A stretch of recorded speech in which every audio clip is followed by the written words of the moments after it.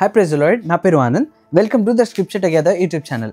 ఈరోజు మనము ఎఫ్సీయులకు రాసిన పత్రిక 6వ అధ్యాయాన్ని కలిసి చదువుకుందాము. మీ దగ్గర బైబిల్స్ ఉన్నట్లయితే దయచేసి వాటిని తెరిచి చదవండి. ఒకవేళ లేనట్లయితే స్క్రీన్ మీద వాక్యం వస్తుంది, దాన్ని చూసి అయినా చదవలసిందిగా కోరుచున్నాను.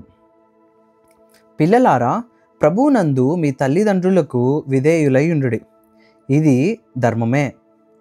నీకు మేలు కలుగునట్లు నీ తండ్రిని తల్లిని సన్మానింపుము, అప్పుడు నీవు భూమి మీద దీర్ఘాయుష్మంతుడు వగుదువు. ఇది వాగ్దానముతో కూడిన ఆజ్ఞలలో మొదటిది.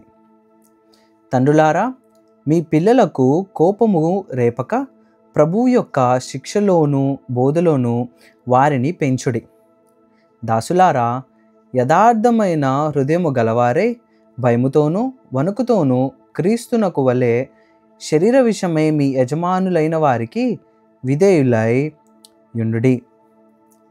మనుష్యులను సంతోషపెట్టువారు చేయునట్లు కంటికి కనబడుటకే కాక క్రీస్తు దాసులమని ఎరిగి దేవుని చిత్తమును మనపూర్వకముగా జరిగించుచు మనుషులకు చేసినట్టు కాక ప్రభువునకు చేసినట్టే ఇష్టపూర్వకముగా సేవ చేయుడి.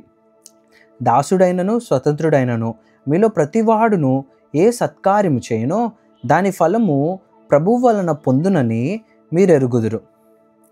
యజమానులారా, మీకును వారికిని యజమానుడైన వాడు పరలోకమందున్నాడనియు ఆయనకు పక్షపాతము లేదనియు ఎరిగిన వారే వారిని బెదిరించుట మాని ఆ ప్రకారమే వారి ఎడల ప్రవర్తించుడి. తుదకు ప్రభువు యొక్క మహాశక్తిని బట్టి ఆయన యందు బలవంతులై యుండుడి. మీరు అపవాది తంత్రములను ఎదిరించుటకు శక్తిమంతులగునట్లు దేవుడిచ్చు సర్వాంగ కవచమును ధరించుకొనుడి. ఏలయనగా మనము పోరాడునది శరీరులతో కాదు, కానీ ప్రధానులతోనూ అధికారులతోనూ ప్రస్తుత అంధకార సంబంధులకు లోకనాథులతోనూ ఆకాశ మండలమందున్న దురాత్మల సమూహములతోనూ పోరాడుచున్నాము. అందుచేతను మీరు ఆపద్దినమందు వారిని ఎదిరించుటకును సమస్తము నెరవేర్చిన వారై నిలబడుటకును శక్తిమంతులగునట్లు దేవుడిచ్చు సర్వాంగ కవచమును ధరించుకొనుడి.